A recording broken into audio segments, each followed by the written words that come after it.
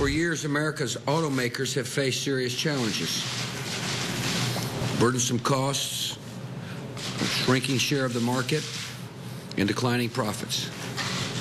In recent months, the global financial crisis has made these challenges even more severe. Now some U.S. auto executives say that their companies are nearing collapse, and that the only way they can buy time to restructure is with help from the federal government.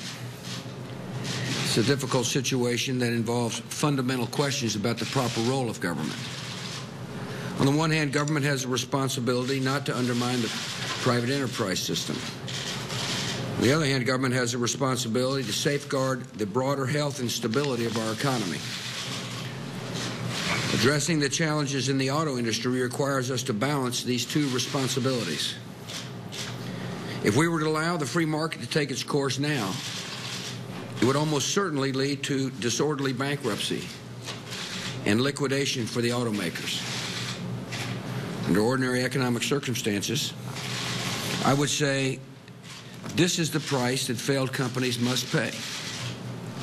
And I would not favor intervening to prevent the automakers from going out of business. But these are not ordinary circumstances. In the midst of a financial crisis and a recession, allowing the U.S. auto industry to collapse is not a responsible course of action. The question is how we can best give it a chance to succeed.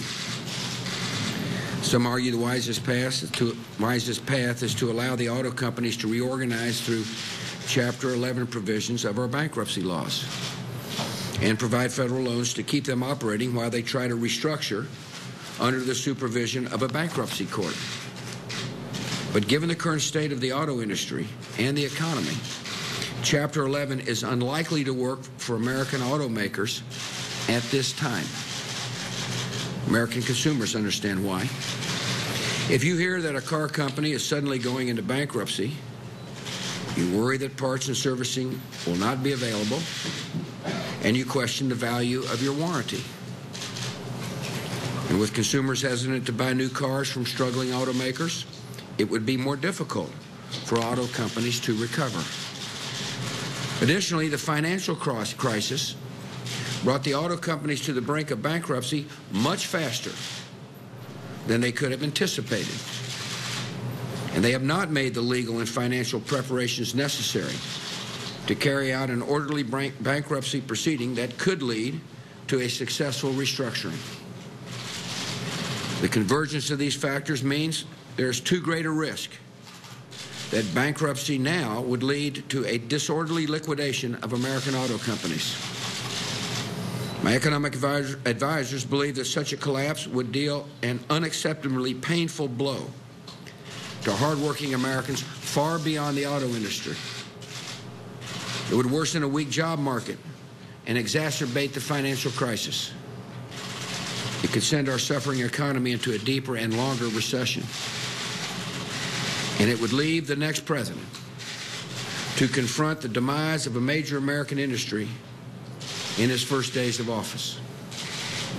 A more responsible option is to give the auto companies an incentive to restructure outside of bankruptcy and a brief window in which to do it. And that is why my administration worked with Congress on a bill to provide automakers with loans to stave off bankruptcy while they develop plans for viability. This legislation earned bipartisan support from majorities in both houses of Congress. Unfortunately, despite extensive debate and agreement that we should prevent disorderly bankruptcies in the American auto industry, Congress was unable to get a bill to my desk before adjourning this year. This means the only way to avoid a collapse of the U.S. auto industry is for the executive branch to step in. The American people want the auto companies to succeed, and so do I. So today I'm announcing that the federal government will grant loans to auto companies under conditions similar to those Congress considered last week. These loans will provide help in two ways. First, they will give automakers 3 months to put in place plans to restructure into viable companies, which we believe they are capable of doing. Second, if restructuring cannot be accomplished outside of bankruptcy, the loans will provide time for companies to make the legal and financial preparations necessary for an orderly Chapter 11 process that offers a better prospect of long-term success and gives consumers confidence that they can continue to buy American cars. Because Congress failed to make funds available for these loans, the plan I'm announcing today will be drawn from the financial rescue package Congress approved earlier this fall. The terms of the loans will require auto companies to demonstrate how they would become viable. They must pay back all their loans to the government and show that their firms can earn a profit and achieve a positive net worth. This restructuring will require meaningful concessions from all involved in the auto industry: management, labor unions, creditors, bondholders, dealers, and suppliers. In particular, automakers must meet conditions that experts agree are necessary for long-term viability, including putting their retirement plans on a sustainable footing, persuading bondholders to convert their debt into capital the companies need to address immediate financial shortfalls, and making their compensation competitive with foreign automakers who have major operations in the United States. If a company fails to come up with a viable plan by March 31st, it will be required to repay its federal loans. The automakers and unions must understand what is at stake and make hard decisions necessary to reform. These conditions send a clear message to everyone involved in the future of American automakers. The time to make hard decisions to become viable is now, or the only option will be bankruptcy. The actions I'm announcing today represent a step that we wish were not necessary.